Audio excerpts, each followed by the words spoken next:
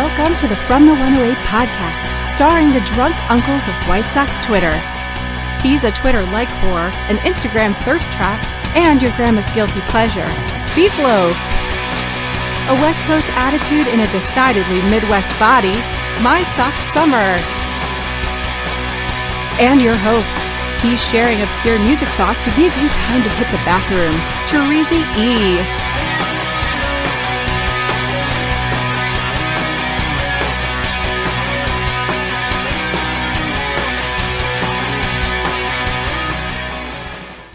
Thank you, Quarantine. Welcome to the From the 108 podcast. Get ready for some baseball, beer, and bullshit.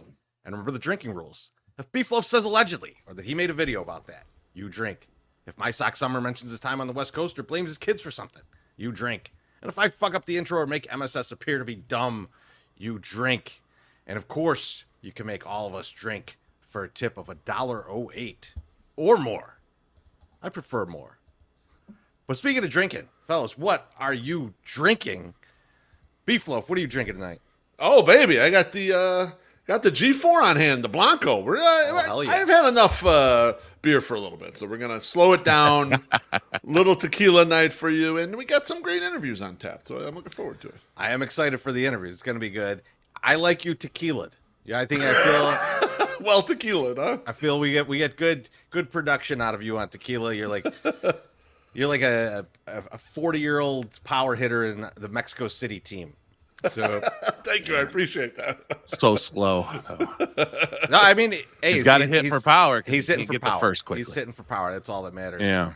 Unless Lenine Sosa. I'm the cleanup hitter on this squad, baby. That's the way I do. All right, nothing wrong with that. Lenine Sosa is quickly becoming the worst baseball player in the league. Today he ran in front of somebody. He ran in front of Nicky Lopez and backhanded a ball that he had no chance at, and then threw it almost into the dugout. Luckily, Vaughn got it. He's per Sosa non grata right now. Yeah, he needs to just go. He needs to go. That's right. My Sock Summer, what are you drinking? Special night calls for a special bottle. So what do you think I got tonight? Yeah, that's right. The E.H. Taylor small batch Nice. from our good friend over there, HBIC from the Bums. He gifted me that bottle a while ago, and he continues to give me one every year, which I fucking love him for. So I'm drinking that tonight because it's a special night, Terezi. It's not only we have two fantabulous guests, but it's also your birthday eve. So It is. Yes. Woo! So what? You got you this for your birthday. Yes.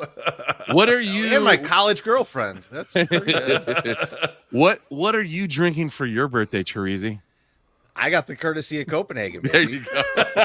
But I will Forever tell and you, ever. Let's go. I will tell you that the second half of the show is with Sammy P, and I know Beef is going to do a lot of the heavy lifting there. Yes, sir. So I may shift Won't be over me. to something else. Yes. Second half of the show. But we're going to start with the beer. Beautiful. We're going to start with the beer. Cocaine? We're going to keep it good and kind of slow go to start. We'll see how it progresses through the night. But we do have a drink already. Our guy Jay Zell, he says, Oh, hey. the MLB What's standings up, are buddy? incorrect. Should be 8 losses in a row, but it says 7 losses. Hey, Beef Loaf, since you're bought and paid for by the Sox to promote season tickets, can you let them know to fix it? Southside, stand up. So you got it. I'm on Here. it, baby. I'm on it for you. Thank you so much. Beef's going to go on there and get it to show 6. So Exactly. I'm going to get him to lower the runs allowed. That's that's the key for me, actually. I came over by the park after the game was over, and I was going to go straight up 33rd to go pick up my daughter, and they had it shut down. So I took a right because I was like, well, I can take a right, and then I'll just go around the park and then kind of come through. And they couldn't do that either. So I had to do a flip around. But Mr. Southside staying up himself, John Sheriffin, is walking down the street, and I'm like, hey. Oh, man. And I almost wanted to stop and be like, hey, John, you want to go for a ride? Like, You I'll gonna ride? want to go pick up my kids, and then I'll drop you off. I just want to check the temp, see how you're doing. Is everything all right? What if he was like Kramer and he's like, I got nothing to do. I'm in. Let's go. I've done that with Southpaw before, and he's come. I mean, like, hey, Kyle, you want to ride home? He's like, sure. I go, can we go pick up my daughter first? And he's like, sure. So, yeah. No problem. Man, that's what a fucking bait and switch. Yeah, Right. no Hey, doubt. Hey, you want to ride home? Hey, we got 6 errands to do. I'm going to drive you all the way across the city first, and then we'll drive you home. Sound like fun? He's already strapped into the seat. The car's moving. He's like, I'll walk. I'll walk. I'm good. Beef, how you doing tonight? You know what, guys? I've got a bit of a moral dilemma. I figured I would bring this up to you guys and have you help me judge the situation here. The first thing, I saw this in various spots, but I saw on Twitter, basically a story from the New York Post, and I'll put an image up on YouTube. It says, Baywatch actor Jeremy Jackson confesses to sniffing co-stars' swimsuits. And so when I look at the New York Post, it says Jeremy Jackson was just as bad as his Baywatch character, spilling the gross and intimate thing he used to do when his female co-stars weren't around. In the After Baywatch Moment in the Sun documentary that's gonna air August 28th, actually that's just passed, so it's out there for you if you want. Jackson 43, who played Hobie Buchanan on the popular 90s beach show, revealed that he'd sneak into the actresses' trailers when they went home for the day and smell their worn bathing suits. Quote, I would usually sneak into the women's trailers after they were done and grab their dirty bathing suits, and let's just say I smelled every bitch on Baywatch, Jackson shared. Wow. Adding he found one Baywatch babe's scent irresistible. He goes on to say, and Nicole was the big one for sure, he said in the clip. We had a very intimate moment, her and I, that she never knew about. Nicole Eggert's comment on it was, I knew Jeremy very well, and this surprises me not at all, she responded in the documentary. Jackson joined Baywatch in 1990. He was only 10 years old. He beat out some other child actors competing for the role, including Leonardo DiCaprio. He grew up on the set and remained on the show through its entirety and when it ended in 1999. And Nicole said, I'm not even mad at 14-year-old Jeremy. I mean, puberty on a show like that, she joked. Yeah. I love grown-up Jeremy for being honest about 14-year-old Jeremy. So we have panty-sniffing teenager on Baywatch as item number 1 for you guys on a moral judgment I've got here. Okay. Item number 2, I found this pop up on Twitter, and it was actually a Reddit clip, and it's from a guy who's 22 years old, and he says, my friend uses me for sexual content. I'm secretly the customer that keeps paying her to do it. And it says, my best friend, who's a female, 22, is a girl who I'm insanely attracted to. She only sees me as a friend, though, since she is a lesbian and would never be in a relationship with a man. She confided in me that she started making sexual content online for extra money. It's not that big, but enough for her to pay the rent each month on top of her normal job. She has a full-on secret Insta, Twitter, OnlyFans, etc. It came as a shock, and I asked her so many questions about it, and she briefly showed me her account while we talked about it. She then dropped a bombshell on me that she wanted me to help her with a video someone paid for. Apparently, they were tired of the solo content. I won't get into the specifics of this because I'm not sure the rules here, but she wouldn't do a full-on sex scene because she doesn't like guys. It was more of a fetish thing. She made it very clear. She just needed the dick for the video, and she trusted me, and she's doing it for the money, not because she likes me, and she'd give me some of the profit if it helped her. We did it, but I also memorized her username and waited a couple days and subscribed to her anonymously. Ever since then, I've been doing the same thing, paying her anonymously for videos that would include a guy, just so she can keep using me in real life. I feel bad deceiving her, especially since she's giving me back some of my own money, but I feel like this is the only way I'd have an opportunity with her. So my question for you guys is, which one of these two guys deserves to go to jail more? Is it in fact the red Baywatch swimsuit sniffer or purple dick Reddit OnlyFans guy? Which one do you think deserves to go to prison more, Treasy? It's the OnlyFans guy. It's the OnlyFans guy. See, because like the Jeremy Jackson thing's gross. Like it's fucked up. But like he was 10 to 14 years old. It's 14 in this time frame, right? That motherfucker didn't come up with that. He didn't think, oh, I should do this. He saw some other motherfucker on the set doing it. So like that guy's the one that should go to jail. So you're saying Hasselhoff was buried face deep in the panties. Hey, it could have been the Hoff. It could have been the Key Grip. I don't know who it was. But I don't think that this like 13-year-old, 14-year-old kid was like all of a sudden like, you know what I'm going to do today? Someone on the set told him about this opportunity and guided him into this situation. And so I think it's fucked up on its own, but no jail time for him. This other guy, this is like a insane deception of a friendship. This is as close to fucking being Casper as you could get with the person still being awake. No, but she engaged this, though. I agree with MSS. That's a little far. She engaged this. She wanted him in on it, though, right? I have not been so upset about something you said since you were talking about how with the Jeffrey Dahmer stuff. This is like more upsetting. It's just food, Treasy. Take it easy. Yeah. You're comparing a guy who is being requested to be a stunt cock to a person that raped a girl and then got AIDS. This is not even in the same book, dude. The first time, it's whatever. It's whatever. The next time, he's turning her into his personal prostitute without her knowing it. Listen. And he's getting paid for it. He's getting a kickback. He's getting a kickback. It's like an affiliate kickback, Treasy. When you sign someone for a sports book, you get a little kickback. Oh, my God. This guy has figured it out. He's like, it's only costing me like $20 because she's probably getting 40. So and then he's getting 20 of it back. Let me ask you a question. Let me ask you a question. What? When she finds out, how's the friendship gonna be? Who cares? Oh yeah, I'm sure she's gonna be like, oh, who cares? No. Oh, you did that? Not that big of a deal. That's fine. He's gonna be who cares. Were you the one who did it the first time?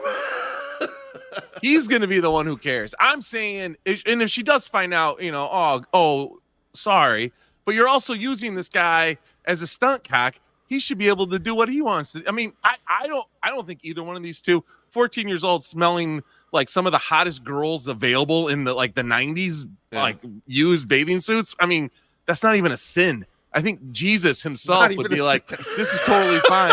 You can do this. It's in the Bible that was okay, actually. He's like, listen, I wouldn't have made them this hot and put you this close to them if I didn't want you to smell their vaginas. So he's definitely okay. He's okay by me. 14, there's a lot of hormones going through there. At least he's not walking around was able to walk around. All right, because he probably having an erection the entire time. That's what should be in the documentary too.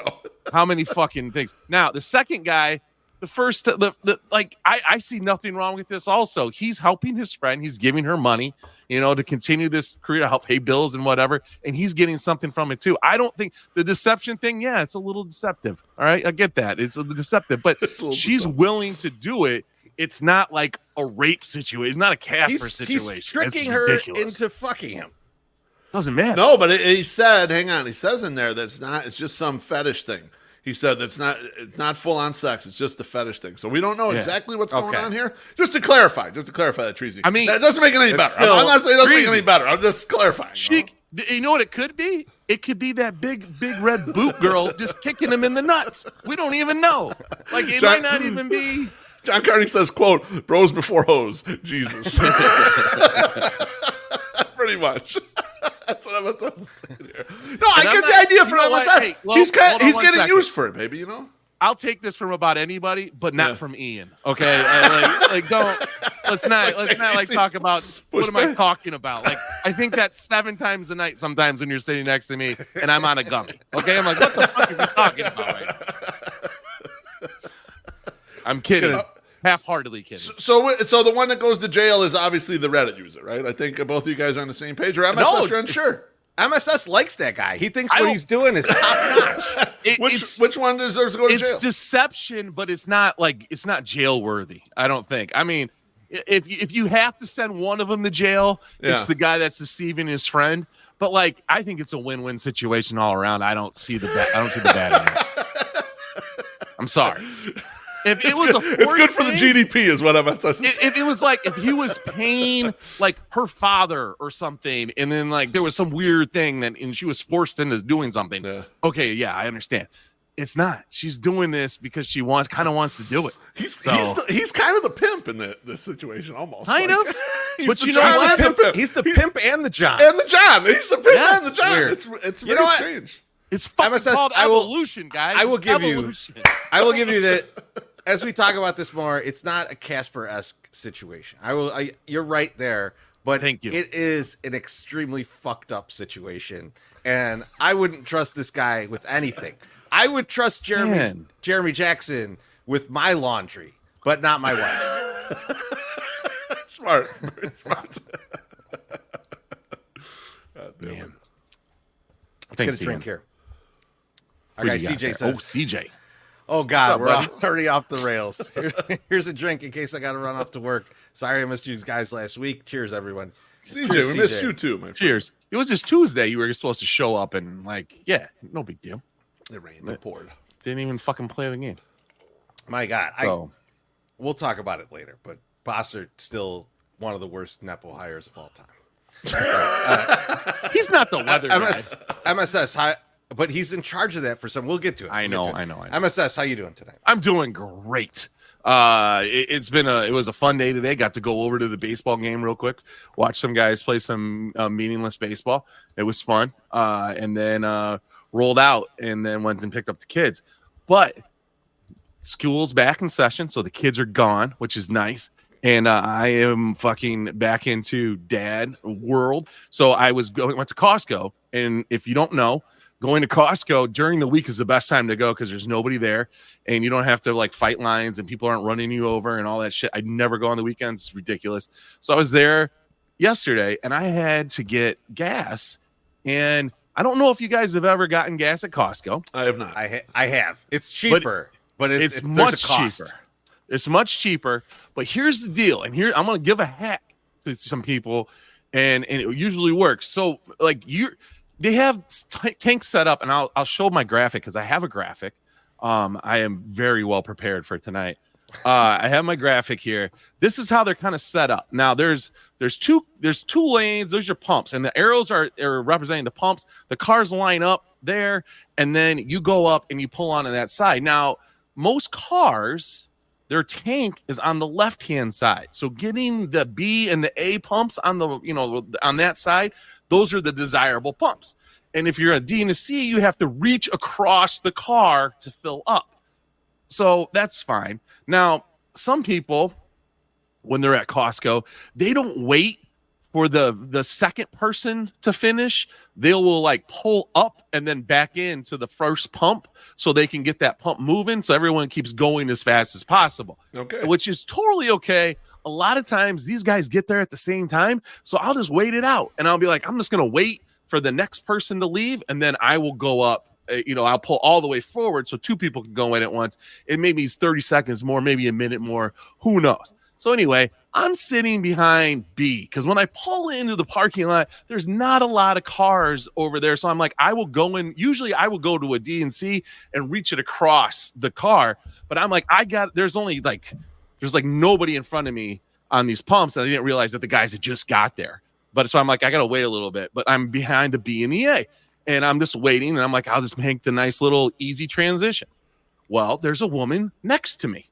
And she's in the car to my right. So that would be the upper left-hand corner. And she's just chilling there. And I am there. And I notice the person that's at the A pump is starting to pack up their shit and leave. So they're like, they're getting done with the tank and they're pulling it out and they're getting ready to go. This woman starts inching towards the middle to go around to go get into, like what would be the next spot, which I'm assuming she's going to the C. Right? Because that's where she's in line for fucking C. She does not go to C.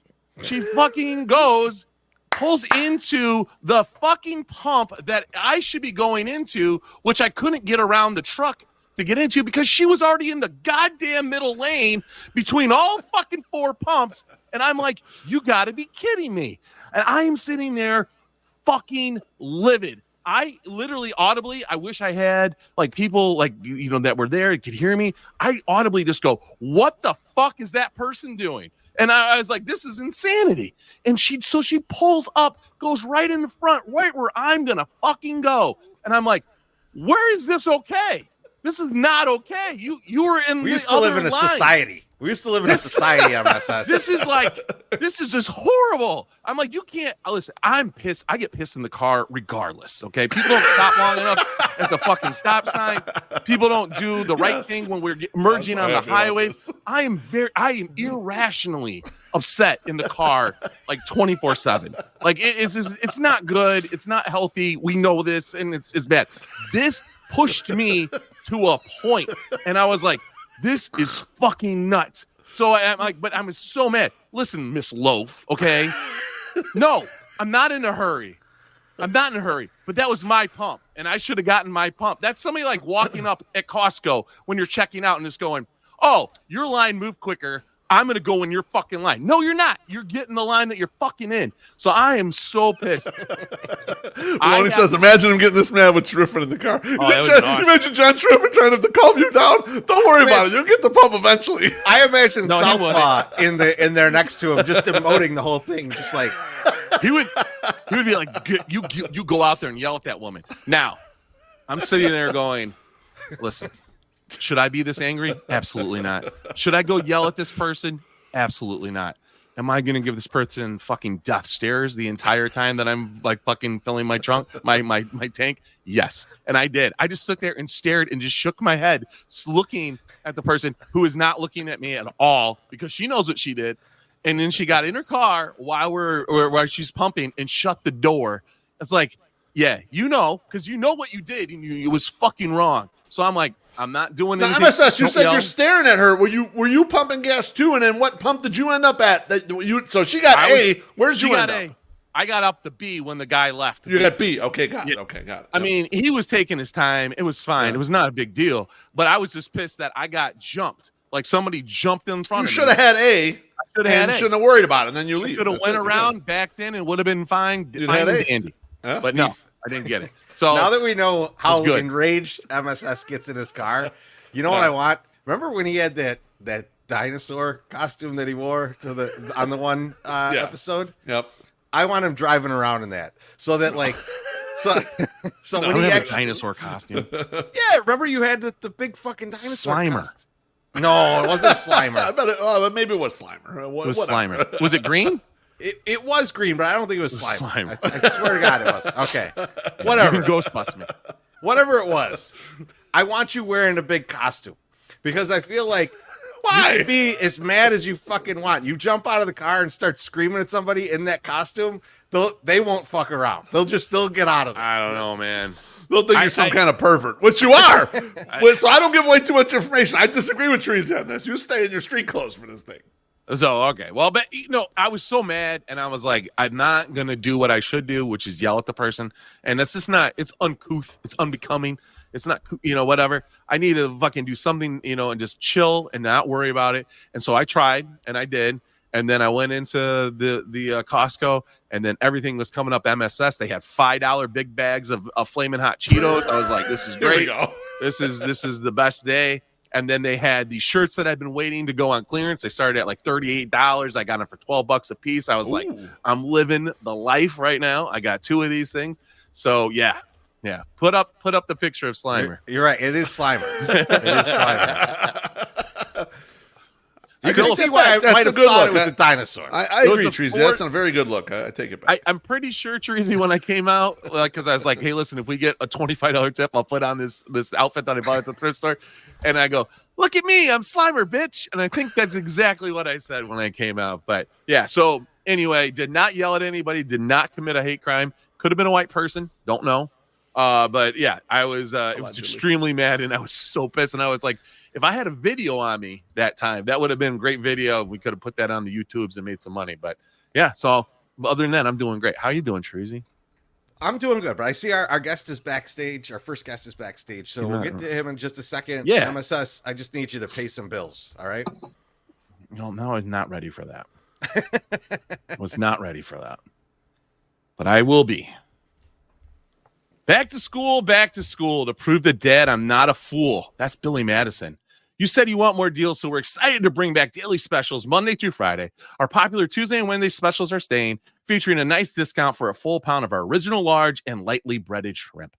New to the lineup is a meatless Monday special, featuring a half order of the new plant-based shocking shrimp. We think our new Thursday special will be a hit, a full order of catfish strips at a discount. And Friday, we want to give some love to our delicious, flaky, made in-house ocean perch. Try them all and let us know what you think. So stop by one of our 4 locations today or visit our website at chicagoshrimp.com to place an order for pickup or delivery. Come see why Lawrence's Fish and Shrimp has been serving up the seafood you crave since 1950. Oh, yeah.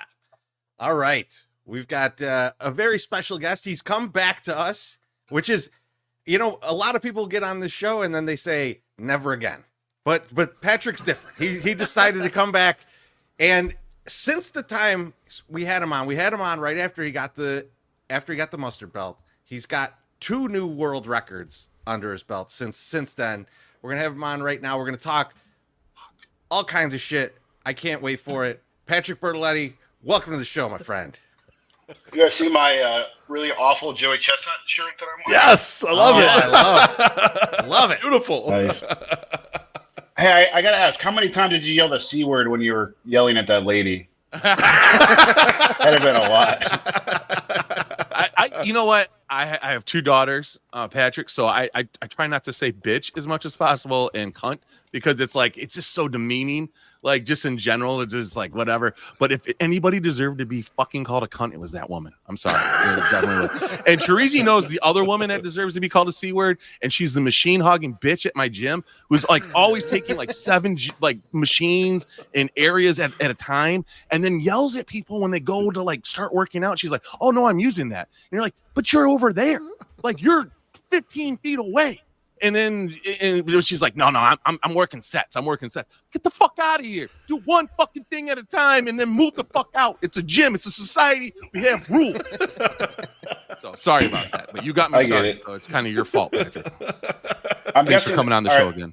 Last thing I got to say, that lady sounds like she's not attractive, because otherwise you'd let it go, right? She's talking Yeah, okay. If she would have stayed out of her car and like bent over or something, like if she was a Baywatch like reject or something, yeah, maybe, yeah. Yeah, you would have been smelling the sniffing her stuff. Yeah. Sure. So Patrick, it was close to a month ago. I reached out to you and I was like, I just threw a text out there. It's like, hey, maybe you want to come back to the show. And like for a couple hours, I was with Beef a little while later that day, and I was like, I reached out to Bertoletti. He's not gotten back to me. I got, maybe he just doesn't want to do the show. And like 5 minutes later, Beef's like, I think he's busy. And I was like, what do you mean? And it was a picture of you with Kevin Hart and Kenan Thompson. Oh yeah. We need a little explanation here. What was going on? They after Nathan's, they wanted me to go do some fake eating. They wanted me to eat escargot because the Olympics were in Paris. So I just went to their studio in LA and ate a shit ton of escargot. Oh my God. How many snails did you put down?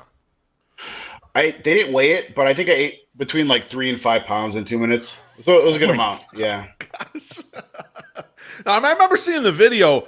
It looked like Kevin Hart was almost getting a little bit sick watching you eat. Did you lose a little respect for him then, Patrick? Because I might have. Come on, you know what's coming, and then he looks like he's gagging a little bit. I think he was hamming it up, but I just wanted to stop and be like, I'm the one eating these gross ass things, not you guys. But he was just trying to play it up because it was gross, and they had like a GoPro, like a weird shot that was unnecessary but hilarious and gross. So I get it. Yeah, it was good. It was like a good quick trip. The head writers are like the Sklar brothers. Do you guys know them? The twin brothers. So they recommended me, and I know them. So that's how it worked out. It was great. Oh, beautiful. Perfect. That's awesome. So who's funnier off air? Is it Kenan or Kevin? I didn't really talk to either of them. I would probably guess Kevin though, to be honest. Okay. Well, oh man. Yeah. Fuck it. Well, Kenan does that car commercial. He's like, cars.com. And then he does this he's like, we'll be flying around in cars in 20 years and we won't need cars.com. And then it's I like the worst commercial ever. You're comparing the Kenan commercial to the career of stand-up comedy. He's hilarious. I think we got an easy winner there. Yes. I think I'm pretty low on the celebrity status, so they probably were just like, this guy eats a lot. I think before me, Tara Lipinski was there, so like, I think they were just like, what the fuck is going on? No, who booked this asshole? Listen, So, you can't talk down about yourself like that. You can't say you're a low-level No celebrity. job, MSS. There you go. Doing that, you have a belt and it weighs like it has weight to it. You cannot sit there and say, "Oh, I'm just a low-level celebrity." No, you're not. You are somebody that was what? It's like so many people tune into that on the 4th of July, and it's not a good holiday if you don't watch it live. And you won it, and you brought it to That's Chicago. true. I mean, Jesus Christ. You know this, yes. You deserve this. You're not a low-level celebrity. You are at least a B level. Okay, you are not C. That's the Oh, I got another belt too. Look at this. So I wanted The to talk blueberry. about Blueberries. when we last talked, you had the blueberries with you. You were training. You were talking. Oh yeah, about I forgot about that. Yeah. And so like that weekend, I'm like, I got to see what happened. And I watched a recap video of it. And I think it was 18 and a half pounds, right? Like 18 and a half pounds you ate. Yeah. But you had told us like the digestion of a lot of blueberries is off-putting. How did it go after the 18 and a half pounds? I was actually really happy because I think I only did 15 pounds in practice. So I felt good. And it wasn't good. I had to drive back to Grand Rapids, and lots of whole blueberries were to be seen the next few days. And my God.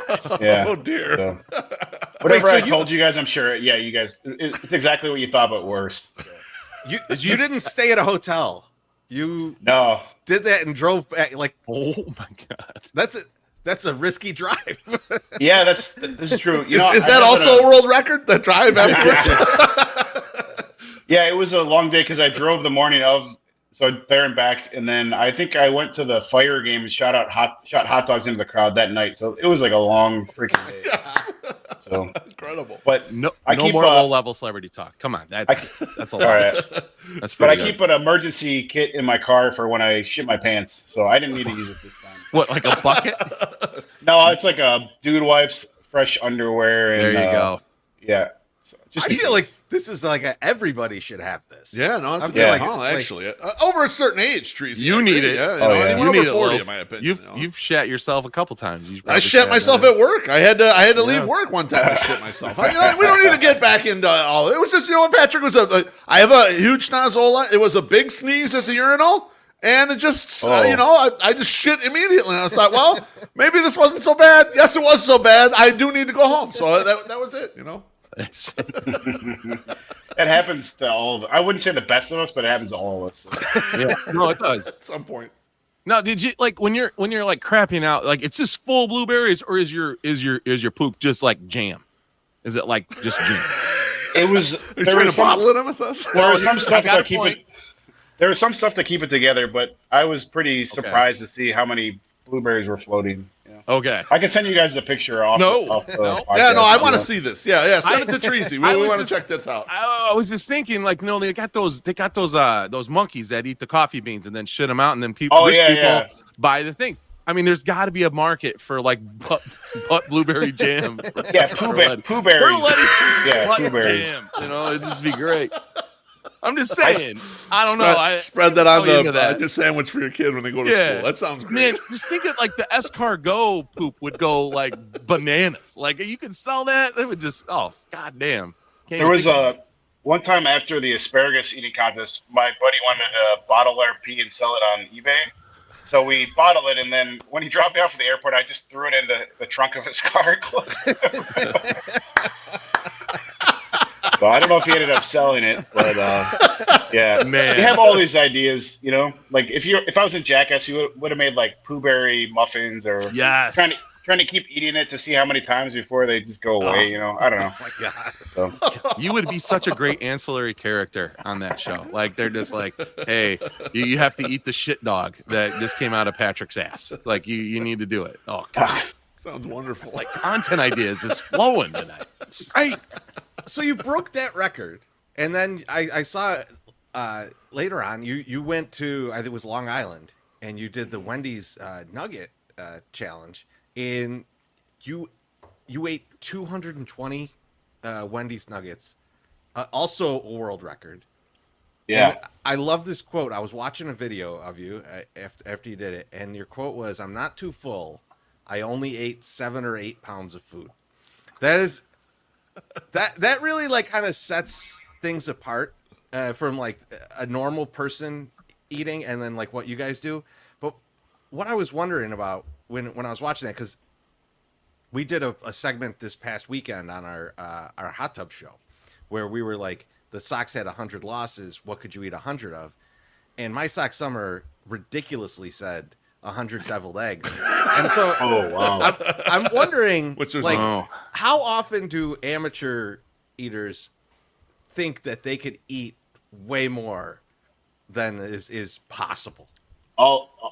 All the time, yeah. If you're a dude and you haven't been humbled by an actual contest, it's like, yeah, I want to do pizza, or it's it's not even what we do is not even really eating, and you're just turning your brain off, and I totally disconnect it from it, and yeah, most people always think that. So yeah, you're not wrong. That's normal. Do you ever have to put someone in their place? Like, you know, they're like, "Oh man, I could eat more. I could do that too." And then you just like jam a whole pizza into your mouth just to show them, like. It used to happen more with beer chugging. I don't drink anymore, but yeah, they'd be like, "Oh, you can chug," and then it's like, "All right, I got to show this guy, what's up." So Yeah. yeah, but I'm not a low level celebrity. I'm a higher level celebrity, so I don't eat like that for Goddamn free. So if they challenge me, they got to pay. Yes. That's right. Hell yeah, Damn that's right. correct. Do they ever get into the competitions? Do you do competitions where, like, do you still do any, like, where there's an amateur in the field and like they're just in pain? Yeah, a lot of the times they open up the competitions on the MLE website, and anybody can sign up. So as long as you're 18, you can do it, and that's when you have the most problems because you get overly excited with the crowd, and then you do kind of turn your brain off, but then it catches back up to you, and your body just revolts, and then you just. Those are the guys that you always see puking under the table. Oh, gross. So Absolutely terrible. with the nuggets, I feel like everybody kind of feels. I've probably very stupidly said in the past, like, "Oh, I could eat like 50 nuggets, or I could do this." Were there amateurs in that one? Did you get anyone who was like just like way out of their league jumping into that one? I think there was a few. I mean, the totals weren't. I think that there's always a few at the bottom. We call them table unders, but the only reason I said 7 or 8 pounds is because like coming from the blueberries where you ate 18, like the weight was really not that much. It was more just it sucked because it cut the shit out of my mouth and throat. So like I was pretty banged up for. Oh. That was more the issue. So I wasn't Because full by any stretch, Because they're actually crisp.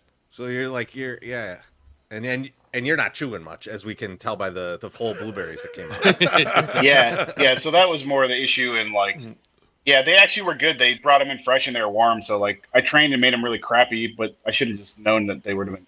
You never know. You always assume they're going to be horrible. So So like, I saw the video of you doing the blueberries, and like you had like you were very systematic about how you did it, so that like you didn't lose any blueberries. There was other guys losing them. I saw somebody after the thing saying like, "Oh, I should have done 2 hands and stuff." With the nugs, what was the strategy for eating the nugs? Were you just like going straight in, or were like? yeah, so you got like these bowls of 20, and it was just big handfuls. I'm right-handed, so right hand, and then just pounding the water. Like I was not very confident. I think I only won by 7 or 8. So that was just all I muscled through it, and I had more capacity, so I drank a lot of water. So that was the thing, just squeeze the nuggets and then water with almost every bite, and then just try to slam it, So you just shotgun it down, mashing them together before you Yeah. go in your mouth. Okay, Gotcha. Yeah. that's So crazy. it's got to be an advantage so to many. have big mitts. You're a big guy to have big mitts. Squeeze them down. You can squeeze more down and get them in there quicker. I guess. Yeah. Like that's. I didn't realize like the logistics of the techniques. Like when you were showing us the blueberries, how you were trying to get over the bowl when you're talking about the training, Oh, so yeah, that like yeah. you can shovel easier. It's like you have to figure that out for every single different type of food. Like what is the easiest path to get these in here? Yeah, before the competition level was a lot less, so I would just show up, no training for the food, and just go out the night before and be really hungover and still win. But now it's like, after winning Nathan's, I'm like, I really want to win the rest of these. And yeah, you go in with a strategy. And like the blueberries I think that's one of my favorite records because it's actually really good. It sounds like a lot too, like 18 and a half. pounds is Right, like it a does. lot. Yeah, yes, it does. I'll confirm that is a lot. So I don't think I've eaten 18 pounds of blueberries in my life. So like, me neither. And blueberries like are delicious. 47. I'm Yeah. not hating. Like I like Now blueberries is as well. is that your highest weight amount of food that you've had? I think I did grits, which was 21 pounds, but Oh my god. that was easier. That was just like drinking it. So the blueberries and I won by like 2 pounds by the number 2 and 3 guys at Nathan's. So that made it even better, you know. Oh nice. Yeah, I Separate- recognized guys in separating. that contest. So it was pretty crazy to see the disparity in the weights. Like, Yeah. Now, Patrick, after winning the mustard belt, how are you balancing your time between training and then having to do more promotional things or doing a little more like publicity events, like the one you did with Keenan and Kevin Hart? Like, how are you handling like balancing that out? Because it seems like you are doing more of them. Yeah, I didn't turn any interviews down, but it's cooled off. So I get requests every once in a while now, but I'm actually taking a break from training. I'm just doing like minimal so I don't like revert back to nothing. So like, Okay. I don't know. And I'm going to Vegas tomorrow for Joey's event, which we're going to talk about. So nice. yeah, so you're going to be out there. That's awesome. yeah, hell yeah. Are you doing any other competitions coming up? Is there anything that's on the schedule right now? There are some coming up, but I am not confirmed, and I might be done for the rest of the year. So just Okay. chilling, you know. I mean, It's like you're like a prize fighter. You don't need to fight every Yeah. month. You know, Jeez, you remember when little Julio Cesar Chavez? He fight every 2 months. It's like, bro, you're a champion. You don't got to fight so often. So I like this approach, Yeah. Patrick. That's how I used to do it like 15 years ago. I would go to every single one, and then Joey's like, they're never going to give you anything if you just sign up and go to everyone. And now it's like, I don't really want to go to the events unless I don't mind doing it, but I've done a lot of them, and I don't want to say it's boring, but it just takes a lot of time and energy. And then working a normal job and then doing that, it's just like, you have to, your energy is finite or whatever. Yeah, it's Not fine. an You're infinite right. thing. Yeah. Fuck yeah, it I is. think you talked about it last time too when you were talking about the training for the Nathans, was like taking a break and like actually giving yourself a little time to rest and settle was like the breakthrough in it. So I would have hoped that like you're not just trying to like jam as many as possible in. But you mentioned you're heading out to Vegas for the Joey Chestnut versus Kobayashi. Last time you were here, you said basically put your life savings on Joey Chestnut. Yes. I think all the books have caught up to that because it's like minus $1,600, like $1,600 to win 100 on Joey Chestnut. Yeah. How big of a blowout is this going to be? So the unknown is Kobayashi, and the rules are different. So the hot dogs are a little bit different. So there's no dunking allowed. You have to eat it in its entirety. What? So Ooh. yeah, these are all from Kobayashi too. Like Kobayashi invented the separate and dunk, but now that Joey's a way better eater, this is like his way to looking for an edge, I think. Okay. So I think Joey Kobayashi is good for like 70 to 75, and Joey's good for 80 to 85. So Wow. So I saw over-unders for them, and I saw Kobayashi at 49.5, Joey at 63.5. So you think they'll skate past those numbers, given the rules of this particular competition? Is it a different time limit too? it's 10 minutes, but they're not also eating. It's unbranded, but they're not going to be eating the normal like Nathan's hot dogs. So I think the ones they're going to be eating are going to be easier. And I went out to Indianapolis and helped Joey train, so I can confidently say that he is good for a lot of hot dogs, and it's kind of disturbing. It's kind of disturbing, and so much so that they have a rule. They have a rule at the end, like if you tie, then there's like a 3-minute eat off. I'm like, you should just stay with him and just tie him and just put him away in the eat off. 3-minute eat off is like ridiculous. Just to mess with Kobayashi. Sounds ridiculous. So what? Okay, we talked about this the last time we had, like what you did, like in your training methods. You know, when the Nancy Reagan throat joke, that was a really good one. But what are you doing as a training partner for Joey Chestnut in Indianapolis? Like what does that entail? Like, what are you going to the store to buy the hot dogs? Or I mean, what? Yeah, I don't I mean, pretty much just coaching him and yelling at him, and okay. I helped him cook him a little bit, but he's very particular in how he likes it, so I kind of just hands off there. And helping put the hot dogs in the bun, and it does help when you have somebody there like motivating you because like you want to eat better.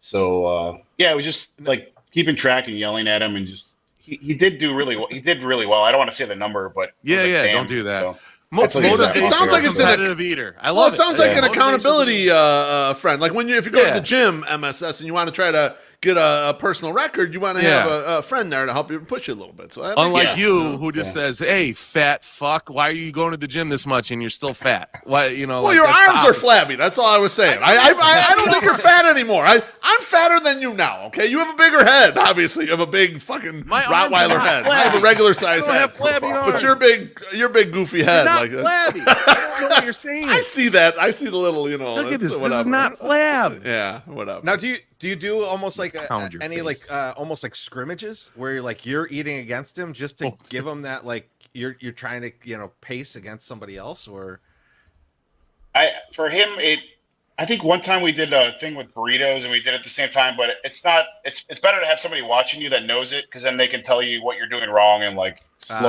when you're slowing down. And he would just kick my ass, so like I don't think it would be beneficial to him if I was eating next to him. You're just a good yeller. I like it. Yeah, I like much. that. Yes. Yeah. You know the LA Beast too, right? Oh yeah. So like we always joke that My Sock Summer looks like his like his dumber brother, but like LA Feast we call him. We call him LA Feast, but like LA Yeast. Yeah, exactly. On our 5th anniversary show, we paid LA Beast to do like a cameo for us, just to do like a congratulations. He sent us an 18-minute video. Oh my god! And within it, he told us a story that he was like drunk, and he was with Joey Chestnut. Oh, I was there. Was this the butter thing? Story? Oh, so please tell it. Yeah. Okay, you can confirm this then. Yeah, that happened. Yeah. How poorly did it go for him? Because he kind of just brushed it off at the end. He's like, oh, he kicked the shit out of me. Yeah, I think they both were extremely intoxicated. We had to go to like 3 different 7-Elevens to get the butter, and then they did it out in front. And Matt Stoney was also there filming. Like, I think he was probably underage, and yeah, it didn't go well. It didn't go well for either of them. I remember them both being violently ill after. So yeah, it's totally true and like hilarious. I kind of forgot about that. Man, that's the one guy you don't fuck with and say you can kick his ass when you're drunk. Right? He'll step up to it for sure. Yeah, he was giving us like a motivational speech, and he was like, "I want you to have the determination of Joey Chestnut," and then he's like, I once told Joey Chestnut I could eat more butter than him. And he's like, and that motherfucker turned around and said, what the fuck did you say? It's like challenging MJ to a game, though. Like, that's a fucked right? Yeah, like, let's play horse. It's on, bitch. We got a lot of Joey Chestnut information there. We appreciate that. The Kobayashi side, I go on his Wikipedia page. It's blank for 10 years. It's like fucking Oasis. Like it's just all of a sudden it's coming back and people seem to care. Like, what do you know what he's been doing? Has he been even like doing competitive eating on like the underground or something, some different league that we don't know about? Circuit. He moved back to Japan, so I'm sure he's done events like that, but they're not really that publicized. And I've eaten against him in other events, but I don't know the last time it was, maybe like 5 or 6 years ago. Okay. So he will do events, but that's the thing. He's a wild card, and it's a matchup that we needed fucking 10 years ago, you know. So yeah, right. Yeah. But I don't know. Now it's going into the mainstream, which is good because they're both able to capitalize on it, and they both were underpaid for however long, you know. So I'm happy for him, and like I think Joey's gonna win, but hopefully it's at least close because then they get a couple more of these out of it, you know. Yeah, it's good to get the payday out of it. Yeah, might as well get these prize fights, even if if Kobayashi's a little past his prime. Patrick, you mentioned you're going to be in Vegas for this. We're big Vegas guys. What's a Vegas trip look like for you? It's pretty lame, man. I think Joey's got his last practice tomorrow, so I'm going to help him with that, and then I have friends there, but I mean now that I don't drink. And I love food, and I don't have any plans, so I don't really gamble either. I'm sure I will after. And I'm purposely staying late find out late Tuesday night so I can babysit Joey and just have a good time with him to celebrate. Now for the actual event, Are you gonna is this gonna be like Mickey and Rocky's Corner? Are you gonna be there like yelling at him and shit during the event? I think I'll be visible. I told Joey I was gonna be in the crowd with my belt, like looking on like I'm the old the champ waiting. And I bought some Groucho Marx glasses to fake disguise because I don't think the MLE and Nathan's gonna be happy to see me there, but. What I don't know. Joey's my buddy. You know? So what am I supposed to? I forgot about the feud. Yeah, that's right. It's kind of the Bobby Valentine, the glasses. Yeah. Oh man. Yeah, he's got to be in disguise. Like, I love it. Yeah, he's like, you can't do the disguise. It's not going to make any sense because you're going to be behind me. So I'm like, it's fine. And I'm excited. I think he's really nervous about it because he doesn't know what Kobayashi's going to do, and Kobayashi is the OG freak with all this. Yeah. So I don't know. I think it's going to be good. Well, Patrick, before we let you go, we got our buddy Sam is backstage. He wants to jump in and just say hello, so I'm gonna add him to the stage. Sammy, what's up, buddy? What up, boys? What up, legend? Bertoletti, Bertolini, Bertoli. How many times did they pronounce your name wrong? I just wanted to be like, hey, shut up, Kel. But I didn't think about that one until later, you know. So, Kel. So Sam, how you many good it. burgers can you eat? We got some predictions out of Patrick for the over under, and he's sending it through the roof on the over. For Joey. On both, actually, but he likes Joey to win in a landslide, but he likes both overs. He does. See, my big concern with Kobayashi is that he's watched like these guys are, and he just gives up. You know what I'm saying? Look, my sock summer. What happens when Kobayashi looks over and he's at 18 and Joey's at 40? Does he? That's my throwing concern. a towel. That's my concern. Does he give up? Yeah, I don't think he'll give up. No, he's got too much pride. And the thing with the hot dogs is it's going to be relatively close. It's going to be towards the end where Joey separates. So Joey's going to be slowly getting the lead, like minute by minute. And I don't know. I love that. I love Kobayashi, but he's just like a little nuts. So I don't know.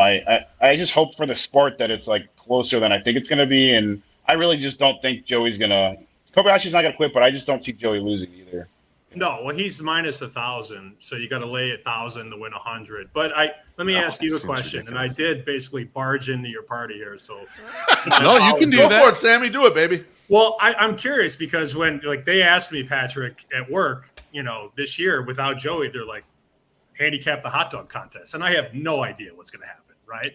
But my angle that I basically convinced myself into was that without Joey, you guys would all be better because you would all be pushing each other, right? There was no alpha who was up 20 dogs.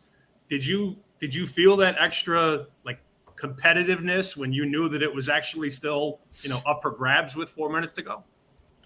Yeah, going in, I knew months before that he probably wasn't going to be there. So I had that ahead of the other guys. But the problem was with the other eaters is they thought that if they did what they did in years past, that they had a good shot at it.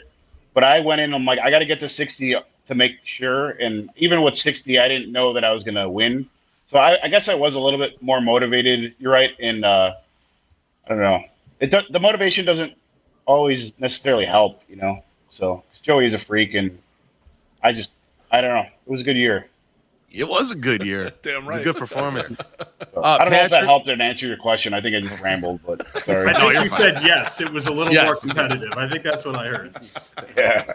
Patrick, I did write a blog after your last appearance, and I did ask the White Sox to make a bobblehead for you. I don't know if you saw it, but I'm going to show you because you've been busy. This is what I want, a bobblehead of you. Oh, that's sweet. Oh, the old Sox. Yeah. We're going to make this happen next year. Might not be able to put Nathan's on that, but I think this should be a giveaway for at least 20,000 people next year. And if it doesn't happen, we'll get some guy to make it for us, okay? We'll have three of them, me, you, and Joey. Can you put me in the shorts that went along with those for that 1 year in Sox, right? Didn't they wear shorts that 1 year? Yes. Oh, yeah. Yes, they did. Yeah. Oh, shit, I'm in the Speedo. Oh, You're in the Speedo, yes. I didn't even see that. Oh, my God. You're a true American hero, my friend. You can't not have the fucking, the Old Glory on your nutsack. You have to have that there. I'm sure that'll translate well when it's shrunk down for the bobblehead. Yeah. Yeah, it'll look great. Don't worry about it. Your ass. That'll be the bigger part. That's what's gonna bobble. That's the bigger part. Oh, so don't worry. nice. Yeah. Yeah, we got you covered. Don't worry. I want to do the 9 and 9. But have you guys seen that guy that chugs with Barstool that chugs $100 versus $20 if you lose to the guy? Yeah. So I reached out to him. I'm going to see how many hot dogs I can do at a White Sox game, and I want to see how many beers he can drink. I think that'd be Nice. Oh, hell yeah. That'd be awesome. So, You better do that in Section 108, my friend. That's all. Yeah, That's all we need you over by That's us all for we sure. ask. yeah. We'll fly yeah. in by to get you we'll in pay there for to do that. Oh, hell yeah. Don't worry about it. Cool. Well, Patrick, man, thank you so much for joining us again. Thank you, guys. Always awesome to talk to you. Hopefully, we get to see you in the stadium soon, eating a million hot dogs. But yeah, well, we'll just keep in touch. The Good luck jam. out. Good The luck out in jam. Vegas. Always a pleasure. I'll talk to you guys soon. Thank you. Thanks so much, Patrick. All right, bye, guys. Bye.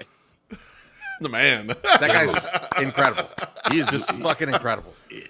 Sammy, you know him prior? You know Patrick otherwise? Or no? No, I never met the guy. I was gonna say I never met him before either. He's Chicagoan, but I never met him either. The way tell you you a came funny out at him, story. though, I thought you knew him. That's why you were like making fun. I'm like, we didn't say his name wrong. We practiced this, and then you were making fun of Kevin Hart and Just whatever the because fuck. you practiced a read my Sox summer doesn't mean you're going to nail it. Hey, listen, you get ready because you know what?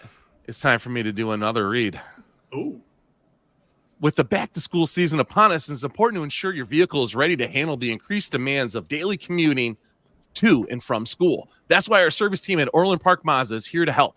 Here are 5 crucial services your car needs to be prepared for the back-to-school season. Number 1, rotate your tires. Start the school year right by getting your tires rotated.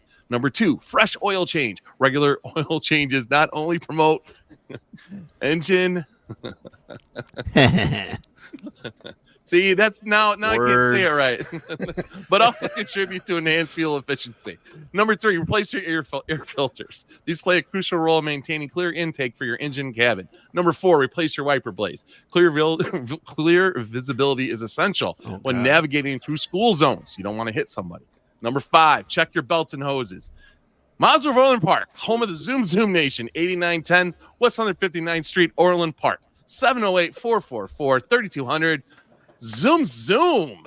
I swear to God, Eric's gonna text me after this, like Joe Pesci. I think I want my money back. Hold on. Can we take that full screen one more time? Do we have You want to that look at it? possibility? I'm glad you got me in the fucking shot. Second from the left on top.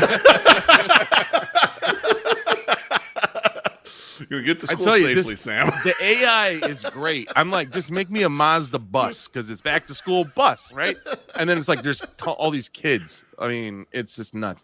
No, there's a word that I used incorrectly last time, and I got ridiculed for it on Friday. And then of course, Longevity. Longevity. Yeah. You said longevity. Longevity last year. Yeah. Last week. Yeah. He's a word scientist, Sam. I'm not good, and I write the copy. It's good. How dare you? I put words in there I can't say. So Well, you're already out here, but I do want to introduce you. Welcome back to the show, Sam Panayotovich. We are so happy for you with the new BetQL Daily show, and I wanted to cheers you, but I was like, I can't just use the beer. If I'm hanging with Sammy, I'm probably not drinking beer, so I needed to get out a Stormtrooper head full of whiskey. Jesus Christ, you fucking nerd. So we're gonna have a little cheers here to my friend. I got some E.H. Taylor. I'm gonna put that in here. That's great. I appreciate that, Cheers, guys. Sammy. And I appreciate Very you happy. guys Cheers. already listening and supporting. That's awesome. Yeah. Cheers, Sam. Yeah, I heard your ad on the Score today in the car at pickup, and it was like, "Hey, I'm Sammy P. Tune in live," and I was like, "That's my guy. He's gonna be on the show tonight." And then I tweeted about it, and nobody liked it because Clean read, too. Did you hear how clean that read was? I did? It's very fucking clean. I mean, you do this for a living, Sam. I hope you do it better than me. I mean, I guess I get paid to do this. This is sort of my living. But yeah, Sammy, no, Treasy and I have been listening to the morning show, and MSS listened when I told him Kelly in Vegas is going to be on. I'm not exactly sure why, but he said he was going to check it out on the YouTube. So he probably watched it. I watched it. a little bit of it. Yeah, I watched the Twitch. Why. We got I got a bunch of gambling talk, and then I heard I got to go, and then I was like, oh, I got to go too. I love so far. I mean, we've been on the air 4 days now, and much like I tweeted you guys with the inside jokes from your show, Chirizi's already caught on to Joe O's neighbor that plays the Fleetwood Mac album every day. Did you hear that story, Beef? I don't know if you told I didn't hear the full story. No, I didn't hear the full story. Insanity. I've been listening from like when you guys get on about 8 until I get to the office about 9:30 and 9:45. I'm not trying to fact check you when you. No, I'm just saying I just missed the story. You know, like I was lying, dying Sam. because Joe O said that he's got this neighbor and he's out in the Southwest Burbs, so they got a lot of land and it's easy to escape a lot of the bullshit from your neighbors, right? But he's got this one neighbor that lives either a house or a house down from him that blasts the Fleetwood Mac album every day from start to finish. The same album every day. The dance. It's So it's like definitely the rumors. so the comeback. live album. That's Yeah, the the live comeback album. live yeah. album. Yeah. Yes. Is Incredible. Pedro in his that's- garage?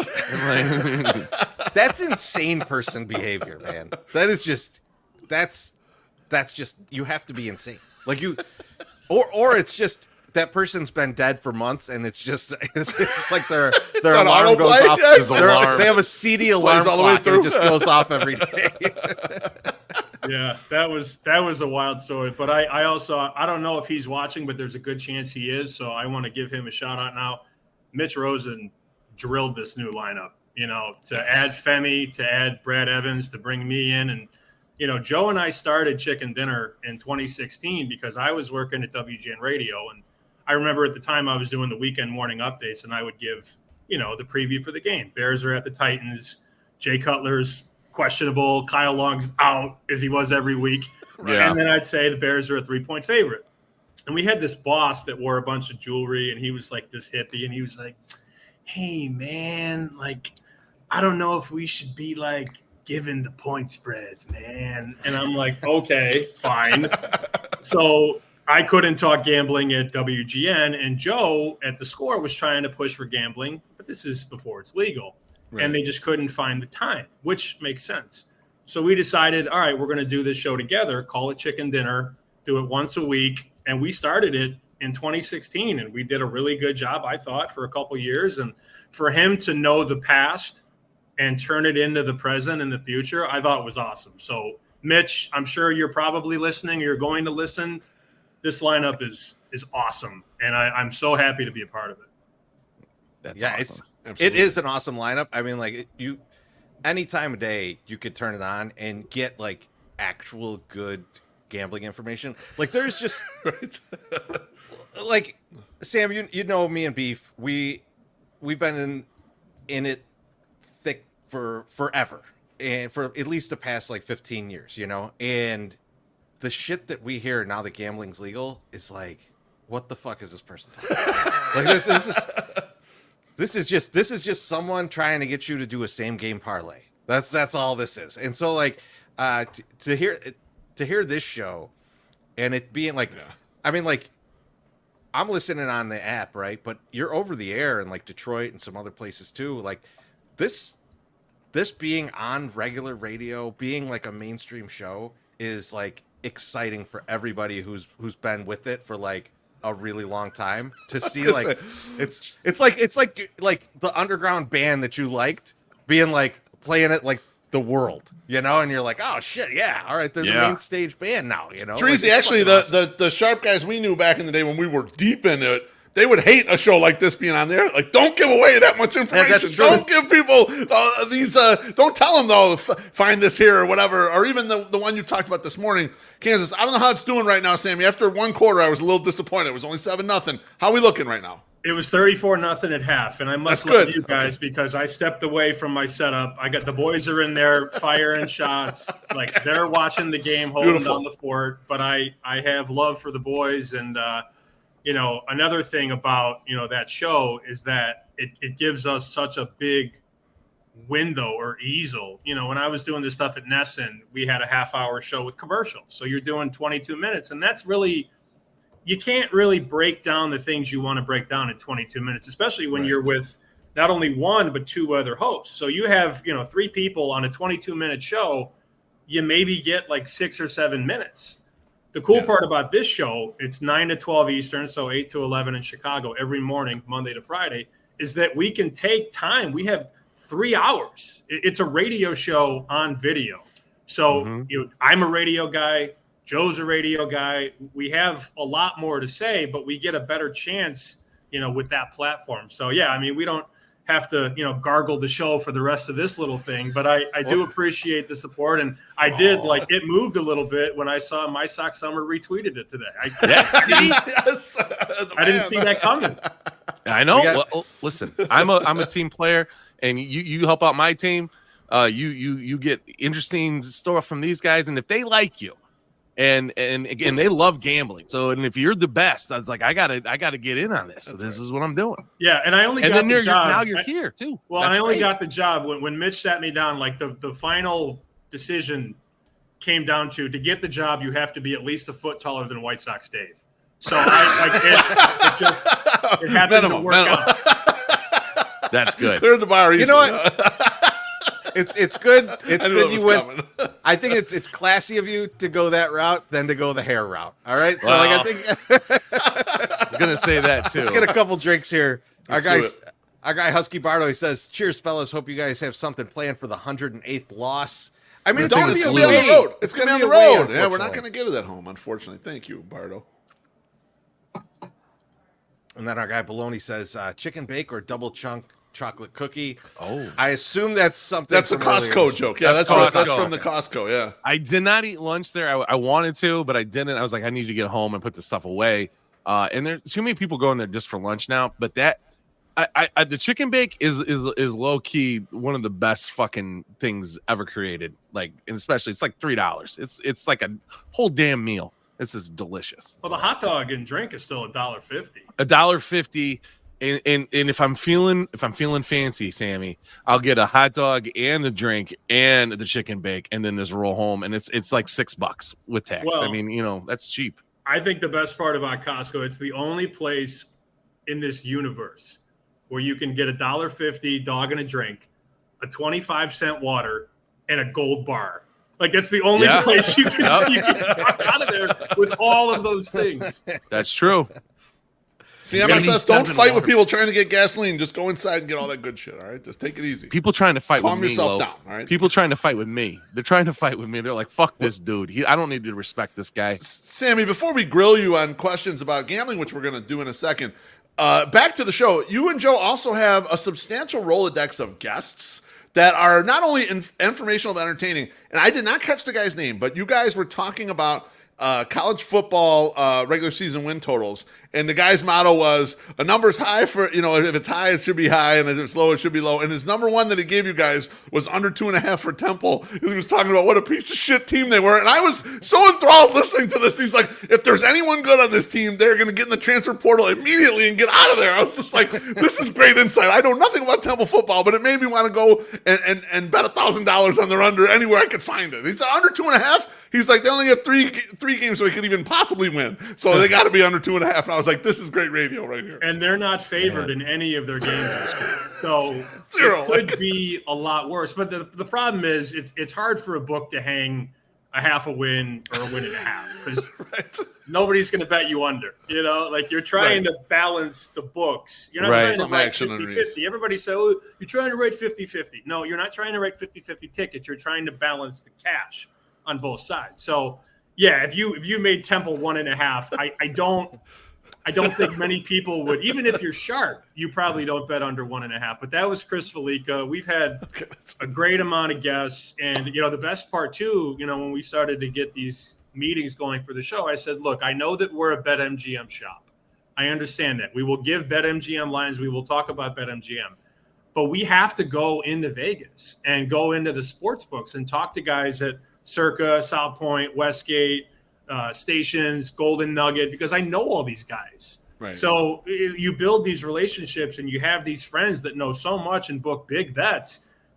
Look, like DraftKings, FanDuel, like those guys aren't mostly booking big bets, but Circa was taking $20,000 a pop today on Colorado, North Dakota State. Damn. Like it's one thing to take $100 or $500 bets from sharps. But if you're taking $20,000 a click, that's the guy you want to talk to. Those are the guys you want to have on your show. So as of now, they're going to let us talk to all those guys, which is awesome. Beautiful.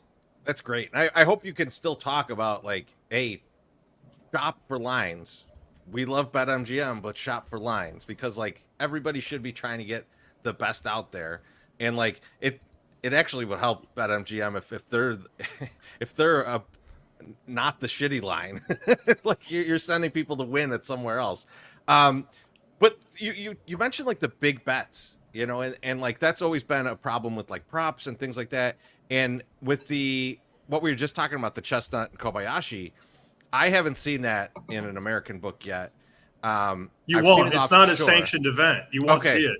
It's not like in a lot of states, like in Nevada, for example, it has to be a legally sanctioned event by, you know, not only like the hot dog. Well, the hot dog eating contest is not sanctioned, but like when they have those exhibition fights, like when Jake Paul fights whoever, that's not regulated by the boxing commission. So if it's not regulated or legalized, it's not going to be a market in a legal market. Interesting. So offshore, can you get an actual bet on any of these things, or is it just like $25? You know, like I don't know. I don't know. I know Bet Online has it up. I don't know. I mean, maybe $100 a pop. I mean, Mason gives you 100, which is better than some books. It's more than nobody, anyone else, right? I mean, if no one else is giving you. So if you want to bet Chestnut, you got to bet 100 to win 10. You know, they're not going to give you 1,000 because he's not going to do that. And I'm sure you talked about it with Patrick, but the over-under I saw this morning was 62.5 on Chestnut and 49.5 on Kobayashi. Those may have moved a little bit, but I think he's got to take $100-200 on those. Yeah, Bovada's got, I think, 60.5 for Chestnut, which after our conversation, as soon as we get off of this, steam it down. I will be pounding that number. Well, no, you got to set it up. You got to set up. Let them raise the limits and then hit the other side. That's right. Yeah, that's. Hell yeah. But so, Sammy, I wanted to get into some NFL, some NCAA. But first off, I know you're a big Survivor guy. You do the Survivor every year. And I'm listening to the show, and I want to bring this to the Chicago audience. Oh, great. You know, you're thinking a couple teams for week one. Who are you thinking for week one as your possible choices for Survivor? So it's not Cincinnati. There's going to be 60% or more of every pool taken Cincinnati. They're a 9-point favorite against New England with a rookie head coach and a backup quarterback, ideally with Brissett. But I don't want to be a part of the great purge of 2024. You know, if somehow, some way, you know, Joe Burrow rolls an ankle and, you know, the Jamar Chase slips on a banana peel and they lose that game or tie that game, I don't want to be a part of the great purge. So my two teams right now are either Indianapolis at home as a dog against Houston, everybody's favorite team, or the Tennessee Titans against the Bears. You know, we all know they're losing, right? Wow. We all know that. Man. And then what'll happen? The Bears are 4-point favorites. So you're taking a 4-point dog. David Kaplan is going to say he's a bust, and it's fucking over. Well, I mean, Sammy, you're taking a 4-point dog on day one of Survivor, is what you're saying. You would take. You don't care.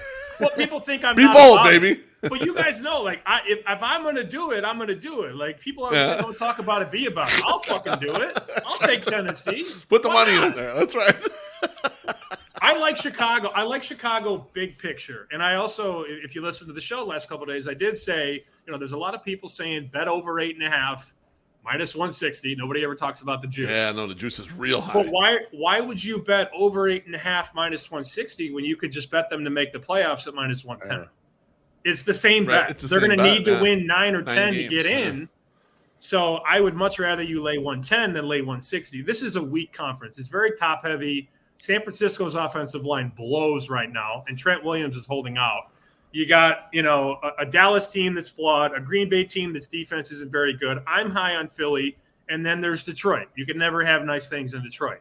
So I think those teams are probably all going to get in, but there's a nice runway, you know, for that 5, 6, or 7 seed, and Chicago could definitely be a playoff team. I want to give this kid time, and to be honest, I kind of want to bet against him early in the season. Yeah, you want to stay anti the hype. I can't blame you there. I was going to ask too, Sammy. We'll switch order a little bit here. How much Caleb Williams offensive rookie of the year future should I have in my portfolio? I don't have any.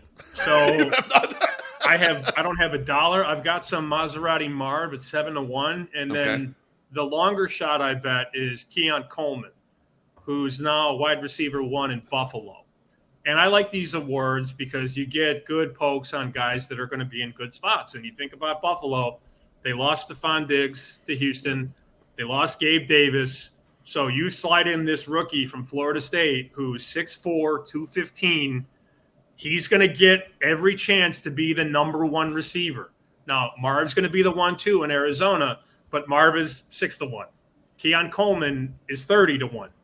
Wow. And that's a guy who I think after a month or 6 weeks, he's going to be in that 10-1 range. So I'm starting my portfolio with Marv and with Coleman. You can then do what you got to do from there. But Caleb Williams plus 150, I'm not betting that. I mean, he's probably going to win, but at 3-2, the price sucks. Bad. Well, speaking of long shots, I mean, like, let's think about the divisions. Right? Is there a long shot division bet that is enticing you? Arizona. I think if Kyler can stay healthy, if Marvin my guy, yes, I love Kyler Murray. There he is. Oh, look at this. That's a real photo. That's actual right there. Is that is that David against Goliath? Is that where'd you pull this from? That's a touchdown though. That's all I know. Look, I know a sharp guy that bet him at 50-1 to win the MVP. I didn't do it. I mean, look, last time San Francisco went to a Super Bowl and lost. They went 6-10 the next year. It's always weird when teams go far and don't make it in that last game, they fall apart. Look at the Eagles. The Eagles went to the Super Bowl. Should have won the Super Bowl. Lost and then missed they made the play. They made the bullshit wild card game and lost. Yeah. Things just go south. So if you put the San Francisco hype away, Matthew Stafford's 36, 37. There was a game last year when he couldn't grip the ball. That doesn't get better as we get older. And then Seattle's got a new coach, and they've got Geno Smith. So I could make a case. I did bet them at 350 to make the playoffs, and they're like 13, 14-1 to win the division. If you want to bet 10 at 14-1, $10, it's a nice payout. MSS, get in on that shit. I'm writing this down. It's a nice long shot bet. I like those because in the old days when we were gambling a lot, Treasy, we always had the last place team from the prior year. We would always find good prices on those. I'm still mad about the Astro. I'm still mad. The Astro. Yeah, let's not even talk about that. We hedged it out to get a little profit, but we should have won like $50,000 on the Astros division, and they just shit themselves. No, I don't want to bring that up. Sam, you mentioned that you are big on Philadelphia, and I read your article on Fox Sports talking about Philadelphia kind of running. Is there anyone else in the NFC that you like to win the conference? And conversely, who are the AFC teams that you're looking at that you like the price for winning those conference futures? So I only bet Philly right now. I bet them 7-1. That was one of the first bets I made in Vegas, and Circa gave me 7-1. So I bet like $3,000 to win 21. I think that's a really good bet. And right after I left Vegas, there was the Ayuk news. There was the Trent Williams news. So it came down a little bit. It's like 6-1, 550. In the AFC, I didn't make an AFC conference bet, but I've made this bet for 5 straight years. Make sure you write this down too, my sock summer. I'm writing it down right now. Kansas City. If you've made a Kansas City Super Bowl bet in the last 5 years, they've won you 3. They lost in another one, and then they played Cincinnati in an AFC title game where they were a 7-point favorite. Yep. So the point is, mathematically, if you bet that every year at 550, 6-1, they're going to probably go deep. They're not going to lose in the first round. They're probably going to be a 1 or a 2 seed, and you can do basically whatever you want off of that bet when they ideally make their 7th straight AFC title game. And, say Kansas City's at Buffalo or at Baltimore. The line's only going to be 3, then you could take Buffalo money line or Baltimore money line, and now you have the Super Bowl representative from the AFC. So it's a bet that it might be a little square, right? But, 3 wins at 6-1 is 18 units. and then you lose the other Right. 2. So you're up 16 units if you bet that in the last 5 years. God damn. To that point, you mentioned a bet the other day that I was like, I didn't even realize this was currently being served anywhere, which was betting the division that wins the Super Bowl or goes to the Super Bowl, I think it was. And you mentioned the AFC East. So if I'm betting my Kansas City future, it's a good idea to get that AFC East bet and say like, okay, one of these teams might be the team playing them. So you could get, I mean, I didn't think about it that way, but you're a smart cat. If you take Kansas City, well, the Sixes are gone. But if you take Kansas City at 11-2 or plus 550 to win the Super Bowl, then you take the AFC East to win the Super Bowl at 6-1, you've got 5. Well, you don't have the Patriots because they're not. But you get. We'll talk about them later. You get. How long is this thing going? Jesus Christ. We're almost done. You got Kansas City, New York, Buffalo. I don't think Miami's going to win it either, but you have 4 teams that could potentially make a run, and you're holding 6-1 and 6-1. So that's what it's all about. You know, we don't bet teams, we bet numbers, and I hadn't thought about that, but that makes a lot of sense. Now, Sammy, I got to kick it to Beef because you touched on the Patriots for a second, and I think this is where this might end up. But Beef, tell them about your Jets bet. Okay, so I've had this bit. This is more of an internet bit than I need value here, Sammy. It's like I've had this bit for years now where I would bet the Jets money line every week. And the Twitter people loved it because I would get these high odds, plus 350, plus 450, sometimes even up to plus 1,000 when they beat the Rams that one time a couple years ago. And they would just love to shit on me when the Jets would lose, and then it was like a triumphant moment when they won. Now, the Jets have gotten too good because they have Aaron Rodgers, assuming he's in position the whole year. What I need from you is a recommendation on who my new team should be. A team that's going to be a double-digit underdog quite a bit during the year, where I'm going to get some 350s and 450s and occasionally a plus 600, when they're playing a juggernaut on the road or something. I need a team that I can invest in just for this bit, just to have like really bad high money line bets for people to laugh at me on the internet. This is NFL, right? NFL. Yeah. Only. Yeah, NFL only. So it's got to be NFL. The sharpest group that I know made 2 bets right out of the gate. Over 5 and over 5.5 wins on the Carolina Panthers. It's not my bet, but these guys make a lot of money and they know what they're doing. Last year, I think they won 2 games. Yep. So the win total is a little bit higher, and people don't want to bet on bad teams, ideally. But there's a lot of hype and a lot of hope for this offensive coordinator turned head coach, Dave Canales. Now, Dave Canales was the OC last year in Tampa, and Baker Mayfield had a career year. Yeah, right. You go back to Seattle. Before Tampa, he's in Seattle. Geno Smith had a career year under Dave Canales. Yeah. Yep. And before that, Russell Wilson had a reinvigorated season under Dave Canales. So the hope there is that the schematics are better, the play calling is better, the coaching is better, the development is better, and the quarterback is better. Rookie quarterbacks often suck. That's just the way it is. They often suck. I mean, Peyton Manning sucked as a rookie. Right. So 28 picks. Bryce Young should be better. I don't know that you're going to get a lot of double digits, but there will be times this year when Carolina will be +7, +9, maybe +11. I mean, they play in a bad division. It's not like anybody's going to be a huge favorite. I don't know how many times they're double digits, but you could probably get them in a couple wins this year, 280 to 360.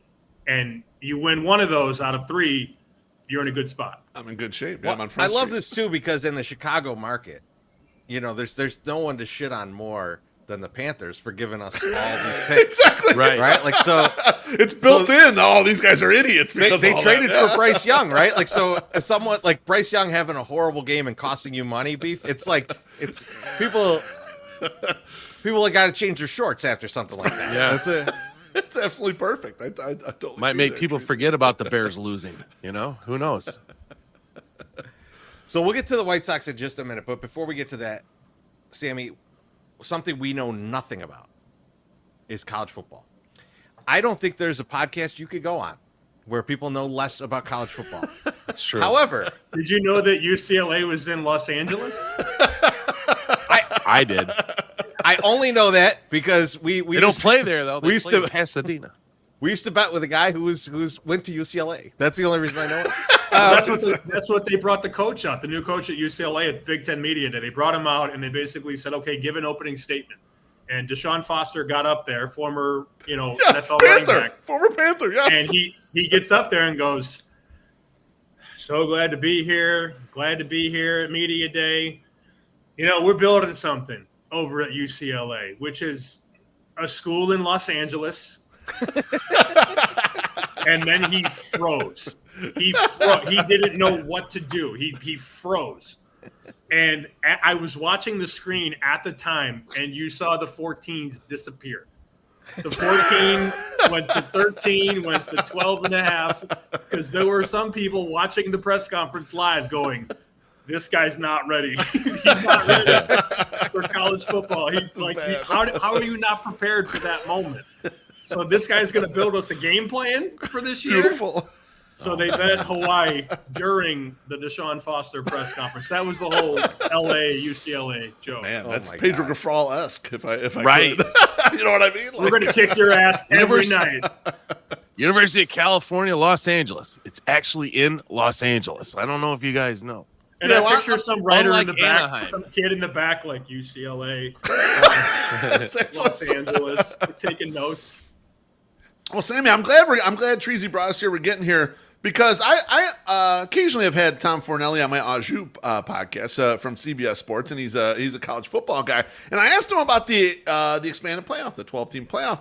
He's not in favor of it, mostly because he told me, he said, "Beef, look, you put 12 teams in, that's fine. You get extra games and TV money and all that stuff. But really, there's only 2 or 3 teams that got a real shot at winning the national title." And so my question for you is, though, with the 12-team playoff, there's more bettable teams, I would think, to win the national title. Is there anyone that you're in on currently, or that you're even eyeballing at this point? Because you're gonna have a lot of fun if your team gets a home game in the first round of this, and it kind of feels like an easy move on. There's hedging opportunities. There's a lot of different opportunities here. Who are you in on right now in college football for the national title?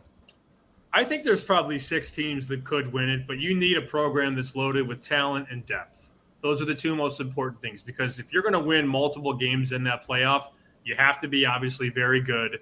You have to have talent at quarterback. You need good defensive line play, and you need, guys that can get up and down the field, whether they're running backs or receivers. And I think, you look at my ratings, I have Oregon number 1, Georgia number 2, Ohio State 3, Texas 4, Ole Miss 5, Alabama 6, LSU 7. LSU at 20-1 to me is a decent bet. So if Georgia and LSU played right now on a neutral, my line is 7. Georgia's a 7-point favorite, but that's high on what Georgia has done, and Georgia might not be that good. LSU might be better than the market perceives. So to have Georgia at 3-4-1 and have LSU at 20-1 to me mathematically doesn't make sense. That's a team that has NFL talent all over the field on offense and defense. And they did lose the Heisman winner, Jaden Daniels, but they drop in a kid whose dad is an NFL quarterback, an NFL offensive coordinator, Garrett Nussmeier. His dad's an OC in the NFL right now. He's going to be fine. And the offense will be different, but it doesn't mean it won't be efficient. He's not going to run for 70-yard touchdowns like Daniels did, but he might be better at getting in the pocket and going through his progressions and passing the ball. So that's a team, given the price and given the talent, 20-1 on LSU to me is a silly number. The hype on Oregon, Georgia, Ohio State drives up the price on everybody else. Love it. I mean, MSS, write that down, man. Let's I just did. Let's get a little of that. Okay. I kind of want to see the MSS list of bets. He should tweet it. He should tweet this mythical piece of paper. Along with the picture of me in the Mazda bus. It's LSU. It's LSU to win the national championship, right? Right. Or just yeah, make that's the, right. Yeah, right. No, to win the national championship. Yeah, you get them in there, and then you can always hedge out of them as you get further down the path. Yeah. See, I know a lot about gambling. I'll help you with definitely that. know how to hedge. No, I'll help you with that. Sammy, I do have 108 money now. We've like taken some distributions, and they've given me cash. I went to Kansas City with these guys on our 108 road trip with Sox Machine. We stayed in a casino. I was hoping there was a pool in the casino. There was no pool. So I was at a place, and it was just drinking and gambling. And I was like, I might take some of this 108 money go throw it on a table and go have some fun. I did not do that, so I have that money still. I might have to throw it into some MGM stuff, and then we'll start playing with all this stuff and see what goes this year. Might be fun. Hey, buddy, you bet a little to win a lot. So that's, a lot of people, average bet is $10-20. Right. You bet $10 on a team that's 20-1. It is a season worth of drama, a season worth of excitement, and you have a chance if they make the playoff. Your ticket at $10 to win $200 has a shot. You just got to get in. Nice. You just got to get it. We're not betting. Some of these guys bet $2,000 to win $30. This is not that. This is not that. It's like I'm not that guy. Be like betting the 27 Yankees against the White Sox. It's a good bet, but if it loses, you're cooked. Right. Bad pricing. Sam, we're talking about the playoff, and MSS brought up, is this to make the playoff? Which that is a bet. You can bet someone to make the playoffs, and whenever there's something new, there's usually an edge to be found. Where's the edge to be found in teams to make the playoff?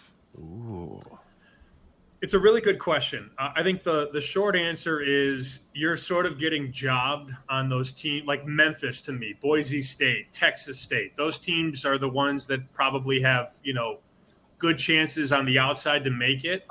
But the books and the whole percentages are all off. What would if you were going to guess what the price is on Memphis to make the playoff? What do you think it is? Now the way it works is like their conference gets if they go 11-1, they're going to make the playoff. Okay. They will make the playoff if they go 11-1 because they're in a decent conference. But when I throw out Memphis and make the playoff, what's a price that would entice you? I'm thinking like 10-1 or something. 5-1 in the market. Oh, yes. So that's my point. Like your Memphises and your Boise's are both 4-5-1. Texas State should be 30-1, and they're 9-1. So they're gauging the customer in terms of they get Oregon minus 600 to make the playoffs. Like they're gonna make it, but I gotta lay 60 to win 10 now. I might as well just put in the savings account. I don't. What am I gonna? I get nothing here.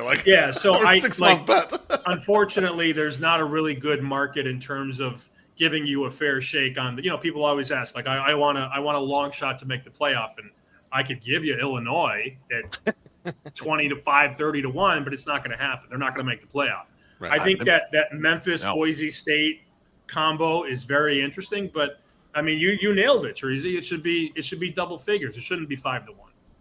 Yeah, that's terrible. Where I have seen and this is as an arb better, I love anything that's volatile, anything that's erratic. And I see you betting on this too. So I want to just get your opinion on it. The FCS games.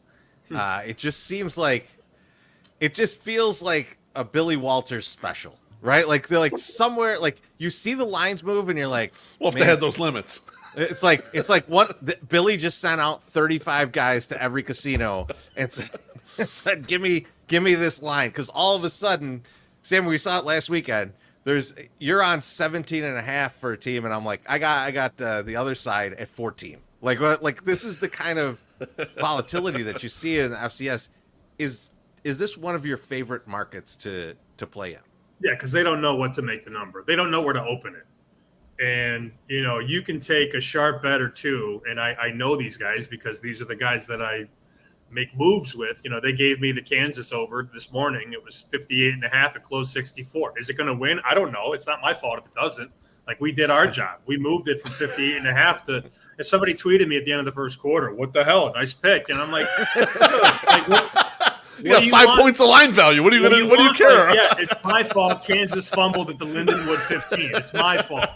So, and look, it's 48-0 at the end of the third quarter. Right. I need 2 more touchdowns. I'm probably the dog, but I don't know what's going to happen. But if we can make the right bets, we're going to move these totals, especially the totals. 3, 4, 5, 6 points. There was a year. Do you guys remember the team that didn't punt in college football a couple years ago? They didn't punt. Incarnate is that close. Incarnate World or it was Presbyterian? Presbyterian. Okay. So they hired this math guy who became a coach and convinced the people at Presbyterian why you should never punt. So it'd be 4th and 20 at their 5, and they'd go for it. So it Doesn't like, seem smart. I mean, these games were in the 90s and 100s. And the first total was like 71. And we bet over 71, and I think it closed 77. And the final score was 62-28. It wasn't even close. Eventually, about a month into the season, they had a total that closed 94. And at that point, how are you betting over 94.5? You just can't. Like, everything has to go right, and you still aren't going to get to 95, 96. Yeah, that's no. And like, people bet it up. They bet it from 89 to 94, 95. And we were just like under 95, under 94. And that was the game that was 50-17. And people are like, oh, this team sucks. Well, yeah, like they do suck, but you can't be betting over 94.5. But that's how much that total, like that spectrum moved over 5-6 weeks from 71 to 95. Man, Fucking ridiculous. Sammy, I don't want to put you on the spot right now. But I'm going to put you on the spot. But I'm going to put you on the spot. How are my NIU Huskies going to do this year? They going to do good, or are they not going to do good? Oh, geez. It's bad, isn't it? No, let me just pull this up real quick. I wasn't prepared for that, so give me I know, 15 and I seconds. should have texted you. So like we had a guy, Bruhan Luke. He's at Pearl Jam tonight at Wrigley Field. Beautiful Wrigley Is that Field. the guy that wears sandals 12 months out of the year? Oh, no, but maybe. He's the big deadhead, but he was like, hey, give me a good pick, and I go, oh, dude, NIU's gonna win, and this was like 3 years ago. They're gonna win over 7.5 games or whatever, and they won like 3.5 games or 4 games or something. It was a really bad. They won 3.5. They won 3.5. So Shut the fuck up, Chris. I'm showing you why I'm valuable. Showing you why I'm valuable because I pulled this up in about 35 seconds. So I've got Northern Illinois as the 81st best team in the country. Okay, And that's not bad. My notes on Northern were take a look at them to win the MAC at 8-1. Okay. So they're replacing their quarterback, Rocky Lombardi, who just finished his 9th year in college. What feels He's like 40 years old. Yeah. Now under center, it's Rocky Lombardi. It's my So dad's favorite Too college much. player last year. Yeah, my dad And loves him. We went to his 70th birthday, and the first thing he told us, "Oh, Rocky finally graduated." Wait. He's that big of a fan? Yes. Your dad's Oh my 70th? God. Yes. Your dad's 70th or Rocky's 70th?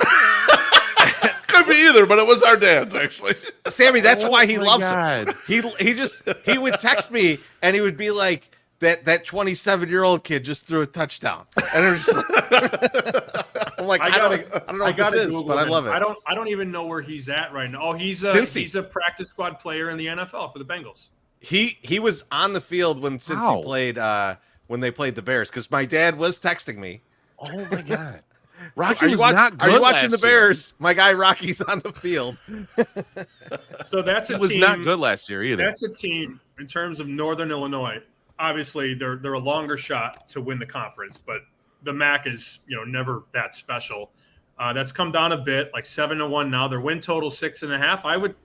My sock summer, I would write this down. Huskies over 6.5.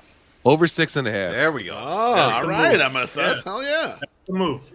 Now, Sammy, this is a White Sox podcast, so we unfortunately have to talk a little White Sox. But I did want to just bring up that. So the other night, it's Tuesday night. I get home from work. I'm like, it's 1,000 degrees. I'm like, I turn to Quernsey. I'm like, do you want to go to this game? It's like hot as hell out. And she goes, no, it's gonna storm in like a few minutes. And I was like, oh, I did not know that. So like we'll not go. And so I turn on the game. And at my house, I could look out the window. And I live 2 miles north of the stadium. It looks like the fucking end of Ghostbusters 2 outside. It did look like Ghostbusters. You're right. You're right. Over the fucking Sears Tower. And I'm like, I'm glad I'm not going to this game. And I see Garrett Crochet starting to pitch. And I'm like, why are they starting this game? He throws 4 pitches. It starts to rain. Dumps. And this is when the important pieces happen. Me, Beef, and Sammy are texting. And we're like, Crochet's not coming back. Nope. Crochet's not coming back. Do we got a live line anywhere? And I'm immediately looking. I'm way past the money line. I'm like, I want to see if anyone's still hanging Garrett Crochet under strikeouts. No one was. But the money line's out there at minus 155. And I'm like, Heaney and the Rangers against a bullpen game of the Sox. We got 155. I'm betting it all day. So I hammer it. The game gets washed. Suspended. Suspended. Suspended. Yeah. Yep.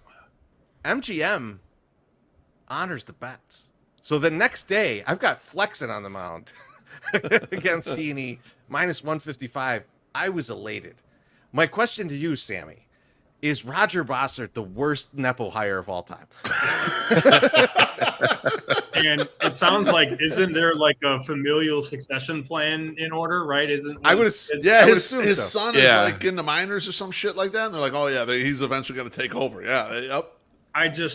In the year of our Lord 2024, with the advanced technology that we have for weather, how did they not know that the game was going to get pissed on? I don't understand. I'll say this, Sammy. I got out of my house and I just clicked the Weather Bug app because I was like, looking to the north, it looks a little dark up there. The south looks blue, you're like, okay, it's nice. But I'm like, I don't know. And the phone, like, just, I've never seen it before. It just turns bright red and is like, seek shelter. You're in a tornado area. I was like, what the fuck is this? And then I walked down to the game just to go make sure that I got it there. So it's so funny. It's so funny that you said that. We had a kid in college who was never really on the air. And we did a morning show. I mean, like, nobody's listening. Like, your parents are listening and maybe your girlfriend is listening. And that's it. So we had this kid, our traffic person was out. So we had to have somebody read the traffic. It was part of the morning thing. It was part of the curriculum and all that. So we had this kid fill in, and he was a huge stoner. Nothing wrong with that. Love that. That's probably the worst guy to put on the air. So we tossed to him to give the traffic, and it's, like 8:30 in the morning on a Tuesday in Chicago. So we tossed it over to, Jacob in traffic, and Jacob goes, there's a lot of red and a little bit of green. Back to you. Yes. And you're like, what he means. Like, there's traffic everywhere. Yeah. Red is bad. And he goes, yeah. A little tied up. There's a lot of red and a little bit of green. And that was it. It was a 2.5 second weather hit. It was outstanding. Merry Christmas, everyone. It was so funny. It was so funny. I'm going to smoke that green later, and you guys have a good day. Sammy, one last White Sox question for you here. The White Sox are going down a historically bad path. If you're writing the number that they come out at February 2025, what's their win total open at next year? With this team careening towards one of the worst records ever. What are you opening at? I mean, you start at 55 and go from there. You kind of gauge. I mean, what they'll do is they'll make it obviously low for a purpose, but wasn't this year's total 70-ish? It was around like 69 or 70. 66, I think. Okay, so mid 60s. It's hard to make a team 50. Even Oakland this year. Oakland was awful last year. Right. Oakland's win total closed at 57.5. Yeah. So let's call it. All right. You say, all right, I'll give you it. Like, let's play this game out. Right. My Sox summer 55.5. You going over or under next year? See, I'm thinking I got to take over. Okay. Because they can't be this bad again, can they? They can't. It's rapid fire, buddy. Pass the baton. Well, yeah. What do you think? Yeah. 55.5. Over. Yeah, over. Okay, Terezi. Hammering the over. Okay, so now we're at 58.5. Right. And at 58.5, it's a very tough bet. That is a tough bet. I'm still over. I think I'm still over. Okay. Because most teams don't flush we're between 60, 59.5, 60.5, whatever. Yeah, so you start getting back up to we get to a point to where the average guy goes, And when you get to that point, that's the number. Yeah. If I ask a podcast of White Sox fans 55.5 and you all say over, I know that's a bad number. So now I move it 3 wins. And now at 58.5, it's a conversation. It's a debate. Right. 55.5 was clearly not. So we get there by literally polling the room. Right. So look That for said, a I think- 61.5 fucking line to open for you. That's the story you're saying. If you come out with a 55, though, I bet a lot of people will go under. Just looking at this team is horrific. I have right? bad news. I have bad news, guys. Kansas was up 48-0, and Lindenwood kicked a field goal to make it Way too long of a drive, too, Sam. 48-3. 6 minutes left. We need a kick return. We need a kick return for a touchdown. Big field goal there, my son Summer. Big field Man. goal. What a pussy. I mean, Brutal. come on. What do you, All right, Sammy, how about this, though? How about this? Kansas What goes are you- for what are two. you kicking Go a for two field on the goal next on? touchdown. Go for two on the next touchdown. Why are you 'Cause kicking he's a got field money. goal down 48 Maybe he's got money on the under. Sorry, Sammy. I knew that was happening. Where's the pickleback? Where's the pickleback? What's gonna happen is I'm gonna have to holster Twitter the rest of the night because somebody's gonna say nice pick, bitch. And I What can't are wait you for the saying? morning show. I can't wait to hear you in the morning if this doesn't make it. It's going to be great. it's not gonna make it because they kicked the field goal down 48. It's not gonna happen. Here, Cheers. hold on before you take that. we got- this is for CJ. Yep. CJ says, gotta go to work. Love you guys. Gotta Cheers. go to work. Oh, thank And you, happy CJ. birthday to me. Appreciate Yeah, you. thank my you. friend. Happy birthday, Yeah, happy Reezy. birthday, Chorizo. You're on the what? 30. You're tomorrow. Yeah, 30th. Nice. Yes, he is. Turning 67 tomorrow. 44. It's a- You and Rocky Lombardi. I made that graphic for him, Sammy. We got him a birthday, nice, my friend. nice chick jumping out of a cake and Say, everything. is that Mae Young? Who is that? Who was that? I don't even think her eyes are in the right spot. That's okay. Treasy don't care. Well, Sammy, we know you got to work in the morning, and we know that you got to get on Twitter soon to battle Start with people mad about your honor. the over. But man, we really appreciate you coming on, and we are all, as you could tell, very excited about the new show. Hell yeah. Congrats on that! Everybody tune in Hey. 8 a.m. to 11 a.m. in Chicago. BetQL daily. It's a great show. You can get it on YouTube, Twitch. You can get it on any podcast that you Odyssey want. app. Spotify, Odyssey app. Yeah. So, Sam, what is the preferred way to listen to this? Is it you got to watch the live stream? Is that like the preferred method? Do I got a So you Twitch? Get all of the sights and sounds. I think the best way is the Odyssey app because you can literally listen to it live. And if you missed anything, you can go back and listen to segmented parts of the show, or you can listen to the whole podcast on Odyssey. If you want to watch us, which we're two white guys, we're not that exciting. You can just listen to it. Well, you might have a guest on. Maybe. Right. Kelly in Vegas might show Kelly up, in and then Vegas maybe you might want be there. MSS wants to watch. Okay, so watch the Twitch then. The Twitch would be your There you spot go. to watch for that. That's what I You gotta- watched. You're like Bertoletti. You got to sell yourself a little more. You got to be the Yeah. exciting whites. You got to be the that Did section. he say that that? That's the section of aisle you wine. are, the exciting one. He's like, no, come no, no. on. MSS coached him up on it. He's He like, said, you gotta, he's like, I'm a low level celebrity. I was like, get the fuck out of here. People start their 4th of July, the biggest party holiday of the year, watching you crush all these dogs. I go, and then you fucking won for America and Chicago. I mean, dude, we're still celebrate the 85 Bears like it happened 2 weeks ago. This guy won a fucking hot dog eating contest for the city of Chicago. I'm like, stop selling yourself so goddamn short. And you tell those fucking people that they need to give you more money to eat all that blueberries. To be fair, you if gotta I get was more money. him, I would have that belt around my forehead until the next year. I would have Exactly. that every Exactly. Why not? He didn't even bring it out the first time we interviewed him. I was like, you got the mustard belt there? And he's like, oh, yeah, hold on. And then he went and got it and then brought it out. I was like, how do you not have this just on all the time? Just He had the stand up blueberry. like, He right knew here. though. He knew tonight. He had the blueberry Yes. belt. Yeah, he He brought knew. that out right away. That's Yeah, true. he's like the fat one on that show really likes my belt. So I make sure I have the blueberry belt going here.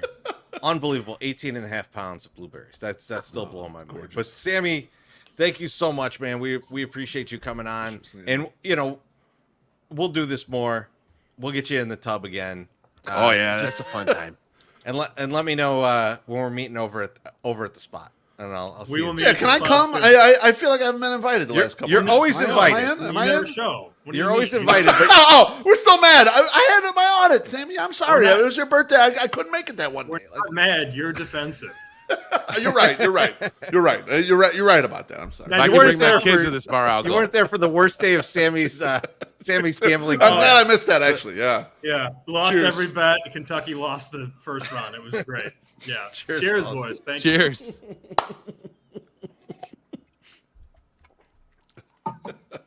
That was great. That was great. Just the I, best. I literally have 1, 2, 3, 4, 5, 6, 7, 8 bets I'm gonna make.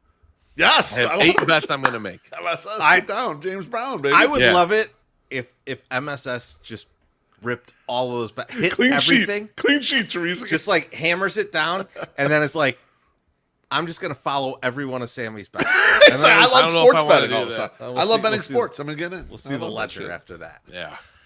But guys, I think we're almost to the end here. I think it's time for thank yous and GFYs. Yes, sir. MSS, gonna start with you, my friend. So my thank you says thank you for all the birthday wishes. That was last week. I'm gonna say a preemptive thank Nice you work. to members of the 7th Line Army, who are the Mets super group that will be in our stadium this Friday, Saturday, and Sunday. I'm gonna say thank you for giving me all your Frank Thomas bobbleheads. I really hope that I get those, and I'm They gonna are go there home. on Saturday. That's They the are day there they're gonna be Saturday. there. Yeah. So I want to I want the thank you to them, and thank you to all you people that are going, because this has been the most requested giveaway item this whole year. Ooh. I've gotten a lot of DMs. I'm not going to be able to make it on Saturday. The team sucks. I can't give them my money, but can you please get me a Frank Thomas bobblehead? And I'm going to do what I can to get everybody taken care of. So I don't know if I'm going to go out and sell my soul in the ramps and try to buy them for $5 a piece. Last time they took my ID and photocopied it. I don't want to do that again. It's a bad look. So, but I want to thank the 7th Line Army for hooking me up with all their extras, and I will buy at least one guy a beer. So we'll see what happens. I got a quick Yeah, drink we that got to get to. Happy Hell early yeah. birthday, Miraculous from Joey P. Thank you, my friend. Thank you. I Joey appreciate it. P, bless you. Beef, who you thinking are GFY? I got a GFY, the Lenin Sosa Truthers. In the immortal words of Slavko, is this what you all wanted? Because this has been horrible, and you finally saw the culmination of it. Everyone wanting, you got to play Lenin Sosa. You got to play Lenin Yep. Sosa. And then he's been just as shitty as usual, but in a very dramatic way the last few days. Yep. Hopefully everyone has gotten off of him. Hopefully all of you that are watching White Sox right now Gotten can off get him. off of these guys when you realize it's over. The guy didn't make it. It's okay to move on. We move on to the next guy. That's what we got in young players. So Yep. GFY to the Lenin Sosa Truthers, not to Lenin. I'm sorry, it didn't work out, but yeah, you're not going to Yeah. suck. He had his chance. Yeah, he's out. Yep. Treasy. Treason.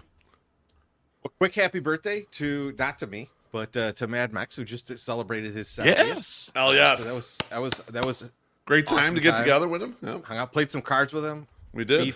Beef rolled us. He had the mechanic's hand. He was fucking us over dealing. You know what I was happy about? Not so much that I won. I knew I was going to win because I'm a good card player in general. But Bonita, she had a strong card game. She played well and she won some money. So I was happy to see that. She tight aggressive. I like that.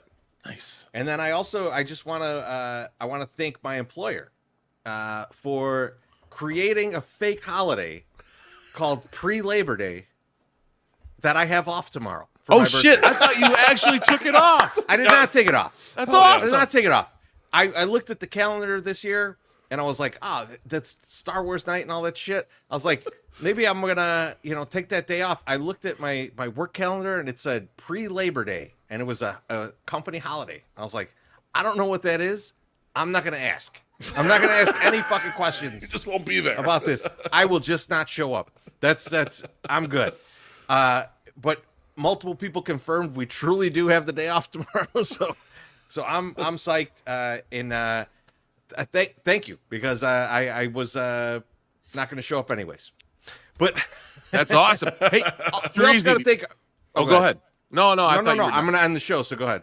Oh, so if you guys are looking to buy some merch, we got Star Wars Night is tomorrow, but I can ship you a shirt after Star Wars Night that says Southside on it for $5 off. Go to our website all weekend till fucking Tuesday at 12 a.m., which is midnight. So yeah, it's midnight on actually Monday, but you know how this works. Fucking USA 5. USA 5 is the code. Use it, $5 off from now until fucking midnight Tuesday. So please, just get the fuck out there. Buy some shit. I got too many fucking tubs of shit back here. Please, buy our stuff. Let's get this stuff to your house. It needs to be in your basement. I got free stuff to give away. I got broken La Pantera bobbleheads I can give you. I got other giveaway items, all that shit. So yeah, please. USA 5. $5 off all weekend. Hell yeah. Buy some merch. Come on. Buy some what's wrong merch. with you people? Oh, we got one more. Happy birthday, guys. I plan on pitching pre-Labor Day tomorrow. Cheers. Thanks, Jared. Thank you, Jared. The last thank yous, of course, are to Sammy P. and to Patrick Bertoletti for joining us tonight. Just awesome that it just lined up that way. So we could get a little crossover talk between them about the betting on the hot dog contest. Just an awesome time tonight, guys. Thank you, and everyone who watched and everybody who's listening. Thanks so much. We'll talk to you soon. Greg Hall, the mighty player, on the field, a true slayer, Chicago's hero, full of might.